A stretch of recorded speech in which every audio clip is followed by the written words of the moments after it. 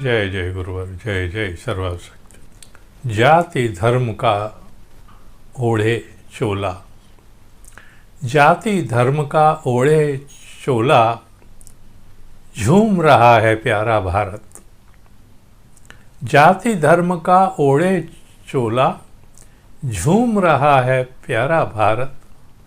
होती है इंसानियत भी भूल गया है प्यारा भारत। होती है इंसानियत भी भूल गया है प्यारा भारत। जाति धर्म का ओढ़े चोला, झूम रहा है प्यारा भारत।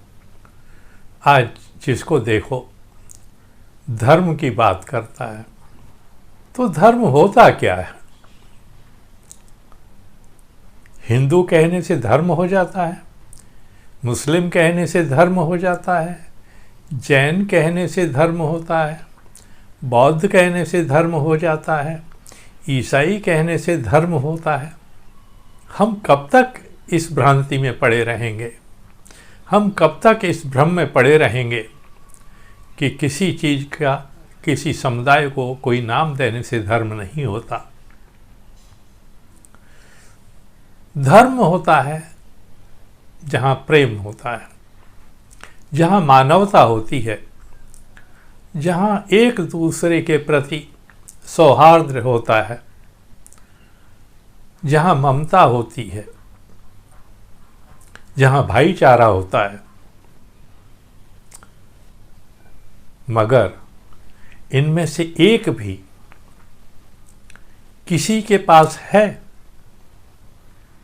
हम किसी विशेष धर्म की बात नहीं करते, न हम मुस्लिम धर्म की बात करते हैं, न हिंदू धर्म की बात करते हैं। हम तो भारत में व्याप्त सभी धर्मों की बात करते हैं। हमने देखा है कुछ धर्म ऐसे हैं जिन्हें नफरत फैलाने में मज़ा आता है, और ये वो धर्म हैं जो तथाकथित रूप से भारत में बहुसंख्यक हैं। यहाँ धर्म के नाम पर लोगों में बंटवारा, लोगों में नफरत और द्वेष भाव फैलाया जाता है। हमें आश्चर्य होता है कि क्या हम सचमुच धर्म को जानते हैं? वो जो धर्म के प्रकांड पंडित हैं, सर्वोच्च स्थान पर, धर्म के सर्वोच्च स्थान पर बैठे हुए हैं, वो भी भूल गए हैं कि धर्म होता क्या है। उन्हें अपनी मन को खंगालना चाहिए, आत्ममंथन करना चाहिए, सोचना चाहिए कि हम जिसकी बात करते हैं वो है क्या। तो मगर आज हम इसकी बात क्यों कर रहे हैं? धर्म की बात को लेके क्यों कर रहे हैं? क्योंकि आज हमारे देश में एक ऐसी शर्मसार घटना हुई है जिसको लेकर के पूरे भारत में हाय तौबा मचा हुआ है। पर मुझे आश्चर्य होता है, इस एक घटना को लेकर के हाय तौबा क्यों? क्या ये पहली घटना है या आखिरी घटना है? क्या इससे पहले इससे जघन्य अपराध नहीं हुए हैं? धर्म के नाम पर, जाति के नाम पर, आर्थिक स्थितियों के नाम पर, सामाजिक स्थितियों के नाम पर इस तरह के अपराध या घृणित कार्य जिसको कहते हैं, नहीं हुए? हमारे देश में धर्मों के नाम पर, समाज के नाम पर, विषमताओं के नाम पर, जातियों के नाम पर हमारे यहाँ जो कानून है उसकी धज्जियाँ उड़ाई जाती रही हैं, और कानून को लागू करने वाले मूक दर्शक बने रहे हैं। कुछ स्थितियों में तो वही लोग इन चीज़ों को बढ़ावा देते हैं। इसके पीछे वजह क्या है? वजह सिर्फ इतनी है कि वो अपनी स्थिति मजबूत करना चाहते हैं, वो दिखाना चाहते हैं कि हम सर्वोच्च हैं। जहाँ इंसान में ऊंचा होने की भावना होती है, महसूस करते हैं कि हम ऊंचे हैं, तो निश्चय ही एक भावना ये भी होती है कि बाकी सब नीचे हैं। परिस्थितियों बस कुछ लोगों के हाथ में आर्थिक सत्ता है, शक्ति है, कुछ लोगों के पास में बाहुबल है, और ऐसे लोग बिना किसी परवाह के कानून की धज्जियां उड़ाते रहते हैं। हमारे यहाँ एक पॉकेट मार या चोर सालों साल जेल में सड़ता रहता है। क्यों? क्योंकि उसको सपोर्ट करने के लिए, उसकी मदद करने के लिए, उसके साथ खड़ा रहने के लिए कोई होता नहीं है। और एक तरफ वो लोग हैं जो हजारों करोड़ रुपया गबन करके, बैंकों का उधार लेकर के और रफू चक्कर हो जाते हैं, और हमारी सरकार के कानों पे जूं भी नहीं रेंगती। बल्कि कुछ मामलों में तो ऐसा भी हुआ है कि लोग देश छोड़ के गए हैं और बाकायदा सरकारी नुमाइंदों से मिलकर के गए हैं। अब उन नुमाइंदों से पूछा जाए कि क्या वो उनको जानते नहीं थे, मगर वो एक अलग विषय है, हम फिर कभी बात करेंगे। हम सामाजिक विषमता की बात करते हैं, तो ये सामाजिक विषमताएं हैं क्यों? मुख्य विषय ये है हमारा कि सामाजिक विषमताएं क्यों हैं, आर्थिक विषमताएं क्यों हैं। सामाजिक विषमताएं इसलिए हैं कि हम अज्ञानी हैं। हम चाहे ग्रेजुएट हो गए हों, पोस्ट ग्रेजुएट हो गए हों, BA, MA, PhD, DLED सब कर चुके हों, मगर हमारा ज्ञान वहीं का वहीं धरा रहता है। वो कहते हैं कि काक पड़ आए पिंजरा, पड़ गए चारों वेद, और जब सुधि आई कुटुंब की, रहे ढेड़ के ढेड़। मनुष्य ढेड़ का अर्थात होता है अज्ञानी। तो हम बहुत सी पुस्तकें पढ़ते रहते हैं, हम कानून विज्ञ बन जाते हैं, हम मास्टर बन जाते हैं, हम डॉक्टरेट हासिल कर लेते हैं, मगर जब बात धर्म की आती है तो वही अज्ञान की चादर हमारे मस्तिष्क में छा जाती है, हमारे दिमाग पर छा जाती है, हमारा सब ज्ञान धरा का धरा रह जाता है। हम ये नहीं पूछते कि आपके वेदों में क्या लिखा है, हम ये नहीं पूछते कि आपकी कुरान में क्या लिखा है, बाइबल में क्या लिखा है, धम्म पिटक में क्या लिखा है, गुरु ग्रंथ साहब में क्या लिखा है। ये सब नहीं पूछते। हम सिर्फ एक सवाल पूछते हैं कि एक सामान्य सी बात को हम क्यों नहीं समझते। हम मनुष्य हैं और हम कहते हैं कि भगवान की आस्था में विश्वास करते हैं, भगवान में विश्वास करते हैं, और कहते हैं हम उसके बेटे हैं। तो सारा संसार में जो भी मनुष्य हैं वो सब उसके बेटे बेटियां ही तो हैं। फिर एक दूसरे के प्रति भेद क्यों, नफरत क्यों? आज कुछ स्त्रियों को दंगा करके घुमाया गया, तो ये पहली बार नहीं है।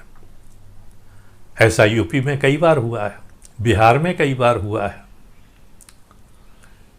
हमारे देश के कई हिस्सों में इस तरह की घटनाएं हुई हैं। ये तो सिर्फ घुमाया गया है। खुलेआम बलात्कार किए गए हैं और फिर जला दिए गए हैं। हम उस समय भी चिल्लाए थे, उस समय भी ऐसे ही हमने भाषण दिए थे। ओह बहुत बुरा हुआ, हमें शर्म आ रही है, हमें क्रोध आ रहा है। हमारे प्रधानमंत्री जी को शर्म आने और क्रोध आने में हफ्तों लग जाते हैं किसी घटना को देखने के बाद, समझने के और जानने के बाद। ये भी बड़ी अजीब व गरीब बात है। प्रतिक्रिया तुरंत होती है। हमने एक चीज़ देखी और हमारी प्रतिक्रिया जाहिर होनी चाहिए, और जब उसको हफ्तों लग जाएं तो समझ लेना चाहिए कि हम जो कह रहे हैं एक सोचा समझा सा हमने एक अपना वक्तव्य दिया है। उसमें हमने ये सोचा है कि हमें कहाँ मुनाफा है और कहाँ घाटा है। हम मुनाफे के तौर की जो बातें हैं वही करते हैं, घाटे की बातों से दूर रहते हैं। तो इन सब बातों का, ये जो विषमताएं हैं, जब तक ये रहेंगी तब तक ये सब कुछ रहेगा। हम चाहे कितना भी प्यार की बातें करें, भाईचारे की बातें करें, लेकिन वक्त आता है तो ऐसा ही होता है। अभी कुछ समय पहले एक घटना हुई थी उत्तर प्रदेश में। एक दंपति अपने बच्चों के साथ में मोटरसाइकिल पर जा रहा था। वो किसी ऐसे मकान के सामने से गुजरा जो अपने आप को उच्च श्रेणी का समझते हैं। उन्होंने देखा और उसको पकड़ा और उसकी पिटाई की कि हमारे सामने तू मोटरसाइकिल पर बैठ के जा रहा है, तेरी इतनी हिम्मत। अब बताइए, मोटरसाइकिल उसने खुद के पैसों से खरीदी, कपड़े उसने खुद के पैसों से खरीदे। भाई किसी को क्या परेशानी थी? पर नहीं, हम बड़े हैं, हम उच्च कुल के हैं, तुम नीचे कुल के हो। ये जो ऊंचा और नीचा जब तक होता रहेगा तब तक भारत कितना भी कहे, गुरु तो क्या शिष्य बनने के लायक भी नहीं है। हम शिष्य भी बने होते तो आज कुछ समझदारी हम में आ गई होती। जो बिना शिष्य बने गुरु बनने की बात करता है वो सिर्फ पाखंड दिखाता है, अपने आप को अज्ञानी साबित करता है, और इससे अधिक कुछ नहीं। क्योंकि बिना गुरु के न ज्ञान मिलता है, न महत्ता मिलती है, न महत्व मिलता है। पर हमने हमारे गुरुओं की बातें मानी कहाँ हैं? सब लोग समझाते समझाते इस दुनिया से कूच कर गए, मगर नहीं, हम नहीं समझेंगे, हम नहीं सुधरेंगे, ऐसी हमने कसम खा ली है। देखिए, पढ़ाई या ज्ञान पुस्तकों तक नहीं होता है। पढ़ाई और ज्ञान का अर्थ होता है समझदारी बढ़ाना, अपनी समझ को विकसित करना। हमने इतिहास पढ़ लिया, हमने भूगोल पढ़ लिया, हमने विज्ञान पढ़ लिया, वो अलग बातें हैं, मगर इन सब को पढ़ने का जो मकसद होता है वो ये होता है कि हमारा मानसिक विकास होना चाहिए। और मानसिक विकास जब होता है तब ये ऊंच नीच और जाति की बातें का भेद हमें समझ में आ जाता है कि इसमें कुछ रखा नहीं है, ये सब मूर्खतापूर्ण बातें हैं। और इसको पाने के लिए एक ही बात है कि हम ज्ञान हासिल करें, वो ज्ञान जो हमें समझदारी प्रदान करता है। और आज की जो परिस्थितियां हैं उसमें ज्ञान को हासिल करना इतना आसान नहीं है। लोगों ने शिक्षा को व्यापार बना करके रख दिया है, और उस स्थिति में अब ये हो गया है कि गरीब अशिक्षित ही बना रहेगा, और जो मध्यम वर्गीय हैं, उच्च वर्गीय हैं, वो अपने उसी स्तर के हिसाब से ज्ञान प्राप्त करेंगे। और उसी हिसाब से फिर धन अर्जित करेंगे, क्योंकि बड़ी बड़ी नौकरियां, ऊंचे ऊंचे स्थान उच्च वर्ग के उच्च शिक्षा प्राप्त व्यक्तियों को ही हासिल होगा। निम्न वर्ग तो वही मजदूरी नौकरी भी करेगा तो चपरासी की करेगा, यानी चतुर्थ श्रेणी की नौकरी, यानी गरीब को चतुर्थ श्रेणी की नौकरी, मध्यम वर्गीय को तृतीय श्रेणी की नौकरी, मध्यम उच्च वर्ग को द्वितीय श्रेणी की और उच्च वर्ग को प्रथम श्रेणी की नौकरी। श्रेणियाँ फिर भी उसी हिसाब से होंगी और सामाजिक स्थितियाँ उसी हिसाब से बनेंगी। तो आज हमें जो आवश्यकता है वो है आर्थिक उन्नति की, और आर्थिक उन्नति हम नौकरी करके नहीं कर सकते। हमें अपने आप को मजबूत बनाना चाहिए, और मजबूत बनाने के लिए जब तक हम उद्योग में नहीं आएंगे, उद्योग की स्थापना करके उद्योगपति नहीं बनेंगे, तब तक हमें इसी कमज़ोरी की हालत में यही सब झेलना पड़ेगा। जब आदमी आर्थिक रूप से समुन्नत होता है तो उसकी तरफ आंख उठाने वाला कोई नहीं होता।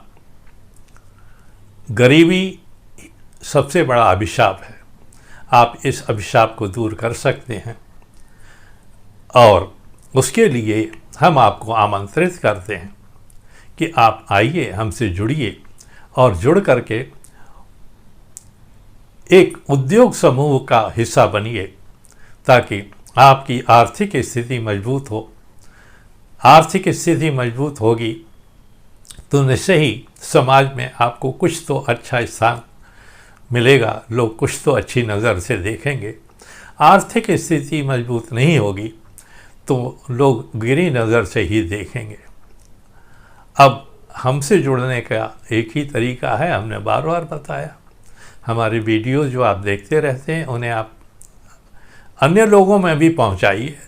ये बात हम इसलिए कहते हैं ताकि हमारी जो बातें हैं वो अधिक से अधिक लोगों के बीच में पहुंचें, और जो भी चाहें, जो ज़रूरतमंद हैं, वो हमसे जुड़ें।